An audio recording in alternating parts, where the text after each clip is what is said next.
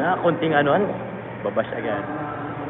No issue, please respect. Yes po, please do respect mga kalingap. And please, ano din naman po, ito kasi napansin ko din kasi, meron kasi mga nanbabash na may mga close tayong tropa bro na malapit lang sa akin ng konti, ibabash nyo na. Sasabihin nyo, malandi, mga ganun-ganun. Please, please. Please. Kalma lang, bro. Kalma lang. Hindi. Ayoko kasi i-tolerate yung ganun. Mali yun, mali. Mali kasi yung ganun.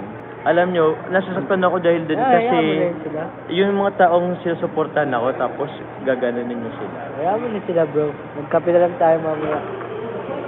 Yun naman. Gusto ko lang Love love lang. Irespeto natin yung isa't isa. Sikat ka na kasi, bro. Hindi naman ako sikat. Please lang. Opo. Ayoko kasing i-tolerate yung mga ganun. Salamat sa support ko po, naintindihan ko yun. Thank you. Thank you, guys. Nakinig nyo na. Si Jomar. Jomar na mismo nagsabi niya na. Oh.